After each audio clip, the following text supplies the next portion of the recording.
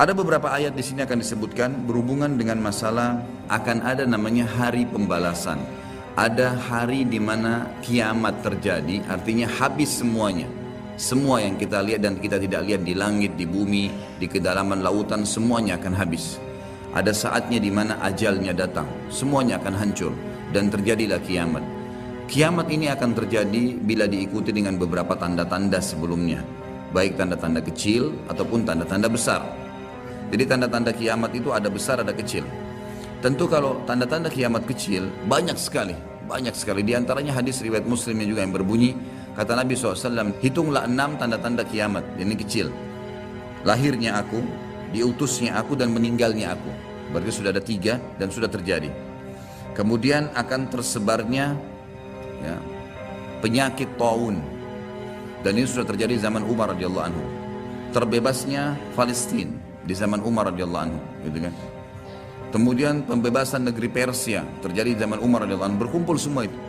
Jadi 6 tanda-tanda ini sudah kelihatan semuanya. Tanda-tanda kiamat yang kecil sudah terjadi, ada yang sedang terjadi sekarang dan ada yang belum terjadi. Kalau yang sedang terjadi seperti misalnya hadis Nabi SAW yang berbunyi, tidak akan terjadi kiamat sampai orang-orang mengganti nama-nama minuman keras dengan nama-nama lain. Contoh, seperti sekarang misalnya menggantinya dengan istilah-istilah lain. Ya nama inilah, ya merek itulah, ya cuman sekian 5% alkoholnya dan seterusnya. Hadis yang lain, tidak akan terjadi kiamat sampai zina tersebar, dianggap biasa, dan juga banyaknya laki-laki menyerupai perempuan, dan juga minuman keras dianggap sebagai minuman yang biasa. Hadis sahih semuanya. Jadi ini semua kita lihat depan mata kita sedang terjadi, ya sedang terjadi. Kemudian yang belum terjadi itu seperti misalnya kalau tanda-tanda kiamat kecil terakhir sekali namanya Malhamah Kubra, peperangan besar antara kaum muslimin dengan orang-orang Nasrani. Yang ini disebutkan panjang lebar dalam hadis Bukhari, lebih dari 3 lembar kalau tidak salah. Hadis ini berbunyi, kata Nabi SAW, kalian akan bersatu dengan Bani Asfar. Bani Asfar ini sebenarnya lebih tepatnya orang-orang Rum, ya, orang-orang Nasrani. Mereka akan bersatu, kalian akan bersatu dengan mereka untuk memerangi satu kaum, tapi tidak disebutkan kaum ini siapa. Yang jelas kita akan bersatu satu waktu dengan kelompok-kelompok Nasrani ini, kemudian kita bersatu memerangi satu kaum. Allahu alam siapa mereka. Sebagian ulama beristihad mengatakan komunis, ada yang mengatakan kapitalis dan segala macam istilah, tapi kita beriman bahwasanya itu akan terjadi. Ringkas cerita, kalian akan memenangkan peperangan, pasukan tahaluf ini, sekutu ini akan menang. Kemudian setelah itu bubarlah semua pasukan dan tersisa pasukan di negeri Syam. Dan dari hadis ini juga ulama sekarang mengatakan kasus Syria ini akan berakhir dengan sendirinya. Karena memang hadis ini menjelaskan adanya ketentraman di negeri Syam, ya, sebelum terjadi tanda-tanda kiamat besar. Pada saat itu pasukan muslimin, ya, sedang pulang ke negeri Syam bersama dengan pasukan Bani Asfar ini, ya, suku yang dikatakan dari bangsa Romawi. Kemudian mereka mengangkat bendera salib sambil mengayunkan dan mengatakan, kamilah yang telah memenangkan peperangan ini. Maksudnya kekuatan Nasrani. Maka yang muslim sempat teman-teman mereka mengatakan, ini kan kita sekutu, bagaimana caranya kalian mengaku ya memenangkan sendiri. Terjadi cekcok di antara mereka. Lalu kata Nabi SAW, akhirnya segelintir muslimin yang ada di situ Allah karuniakan mereka mati syahid, terbunuh semua. Lalu hari kedua beberapa muslimin bersatu untuk berperang dan mereka juga dikaruniakan Allah mati syahid. Hari ketiga berkumpul lagi muslimin untuk mereka berpegang pada satu kesepakatan untuk tidak akan membiarkan bahwasanya orang-orang Nasrani menganggap menang sendiri. Maka akhirnya hari ketiga pun mereka diikram oleh Allah, dikaruniakan syahadah, mati syahid. Nanti hari keempat barulah berkumpul seluruh muslimin dari seluruh penjuru bumi. Lalu terjadilah perang besar antara kalian dengan Bani Ahmar dan mereka dibawa naungan 80 bendera. Sebagian ulama hadis mengatakan mereka dibawa 80 negara. Jadi perang besar-besaran. Dan di dalam kegiatan orang-orang Nasrani di sebagian pastor dan pendeta, mereka menamakan akan terjadi nanti perang salib besar, puncak daripada penentuan siapa yang menang dan siapa yang kalah. Kita sebagai orang muslim bukan sedang memicu emosi untuk mempersiapkan diri, tapi memang ini hadis Nabi SAW, wahyu yang menyampaikan kita akan berperang melawan mereka, dan ini perang besar-besaran seluruh dunia akan terjadi.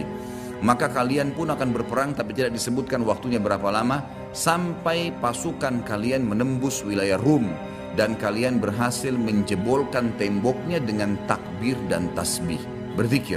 Dan tembok ini sebagian ulama mengatakan adalah Vatikan, karena memang satu-satunya markas orang-orang Nasrani yang menggunakan pintu gerbang. Kalau dibuka dianggap ada sebuah keputusan penting, kalau ditutup berarti sudah segala macam ya yang mereka kultuskan sekarang. Temboknya itu akan rubuh dengan takdirnya muslimin. Sebagian ulama hadis mengatakan karena banyaknya jumlah pasukan sampai akhirnya suara mereka begitu bergemuruh dan akhirnya meruntuhkan tembok itu. Allahu a'lam, itu makna hadis. Kemudian pada saat itulah syaitan, iblis menjelma jadi manusia lalu teriak di tengah-tengah pasukan muslimin berkata, wahai muslimin, Dajjal sudah keluar di tengah-tengah kalian. Dajjal sudah keluar di tengah-tengah kalian. Maka teriakan ini membuat pasukan muslimin, mereka tahu benar pada saat itu hadis Nabi SAW yang berbunyi, diriwayatkan Imam Bukhari Muslim, kalau kalian dengarkan Dajjal keluar di satu lokasi, maka selamatkanlah diri kalian walaupun ke gunung-gunung. Gitu kan. Janganlah seseorang dari kalian berkata imannya kuat lalu dia sengaja menemui Dajjal, akhirnya dia menjadi pengikutnya. Jadi para mujahidin tahu masalah itu. Mereka bukan tidak berani, tapi mereka mengikuti sabda Nabi SAW. Maka mereka pun akhirnya pada pulang masing-masing. Kata Nabi SAW, mereka pun bubar ke wilayah masing-masing. Pada saat mereka tiba di wilayahnya, ternyata Dajjal tidak ada. Itu berita dusta. Dan pada saat itulah Dajjal keluar. Pada saat itulah Dajjal keluar. Dan Dajjal adalah tanda-tanda kiamat besar yang pertama. Tanda-tanda kiamat besar yang pertama. Jadi ini akan terjadi. Ini sekaligus saya menitik beratkan, ya, tidak bolehnya sembarangan orang ngomong. Sekarang soalnya ada beberapa orang, semoga Allah berikan hidayah, menentukan tahun ya akan terjadi kiamat. Bagaimana caranya menentukan tahun? Ini tanda-tanda depan mata kita masih ada yang belum terjadi. Dan ini peperangan besar seluruh dunia, ini nggak main-main, ini bukan perang 1-2 hari. Ini peperangan yang besar sekali, gitu kan? Jadi Allahu a'lam kita masih menemukan atau tidak. Tapi yang jelas menurut tanda-tanda sekarang, kita masih ada di fase-fase tanda-tanda kiamat kecil yang sedang terjadi. Tapi kita menyampaikannya, gitu kan? Yang jelas ini sesuatu yang masih Allahu a'lam. Berapa lama? Bukankah banyak orang menebak-nebak tahun 2000 sekian akan kiamat, 2000 sekian akan kiamat. Ini semua dari mana? Kita punya kiai dan guru kita Nabi Muhammad SAW menyampaikan kepada kita tanda-tandanya ada. Sebelum terjadi tanda-tanda itu tidak akan terjadi kiamat. Kemudian kita akan masuk menjelaskan teman-teman sekalian tanda-tanda kiamat besar. Yang pertama adalah keluarnya Dajjal sebagai fitnah bagi kaum muslimin. Makanya kita dalam tahiyat membaca wa'udzubika min fitnatil masiihid dajjal, dan jauhkanlah kami dari fitnahnya Masih Dajjal. Yang kedua adalah sementara Dajjal membuat kerusakan di muka bumi, maka akan keluar Mahdi. Yang kata Nabi SAW, akan keluar seseorang yang sama namaku, Muhammad bin Abdullah, dan dari keturunanku, dari kota Madinah.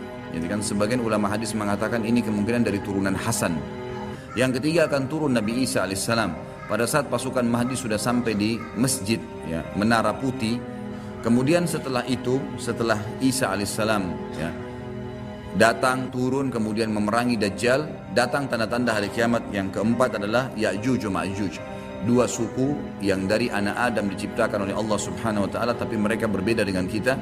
Mereka sangat beringas, memakan semuanya, dan mereka akan membuat kerusakan, membunuh semua yang ditemui. Kafir, beriman, tidak ada urusan. Selain mereka akan dibunuh. Ringkas cerita, mereka akan buat kerusakan dan Allahu a'lam berapa lama di situ.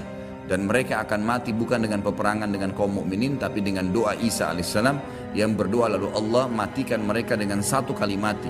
Kemudian Isa alaihissalam pun berdoa kepada Allah agar dihilangkan jenazah mereka karena seluruh bumi ini dipenuhi dengan jenazah mereka. Setelah berjalannya waktu, maka akan terjadi orang-orang kufur kembali kepada risalah langit. Setelah pada saat itu Isa alaihissalam sudah meninggal dunia, sudah mulai sebenarnya tentram, orang sudah mengenal Allah, tapi dengan berjalannya waktu manusia mulai lalai, mulai lagi kembali menyembah berhala, mereka lagi berbuat zina, mereka melakukan kekacauan. Maka keluar tanda-tanda kiamat besar yang kelima, yaitu keluarnya dabbah atau hewan melata. Yang hewan melata ini akan keluar dari tanah, berbentuk seperti hewan tapi dia bisa berbicara, dan dia membawa cap yang dia mencap orang beriman dan orang kafir. Setelah keluarnya dabbah, maka akan terjadi 6, 7, 8 sekaligus tanda-tanda kiamat ini, yaitu terjadinya longsor besar di wilayah timur, dan terjadi juga longsor besar tanda-tanda kiamat yang ketujuh. Itu adalah di Jazirah Arab dan juga terjadi di wilayah baratnya Jazirah Arab, yaitu wilayah Afrika, dan ini juga akan longsor besar gitu kan. Sebelum terjadinya longsor 6, 7, 8 tadi, di seluruh muka bumi ini akan terjadi kabut yang menutupi bumi ini, dan semua dunia ini akan melihat kabut itu dalam beberapa waktu. Kemudian terjadilah tanda-tanda kiamat yang selanjutnya, yang ke-9, keluarnya api dari wilayah Aden namanya, atau wilayah padang pasirnya wilayah Aden. Aden salah satu kota di Yaman. Kemudian selanjutnya akan terbit matahari dari barat sebagaimana dia biasa terbenam dari situ.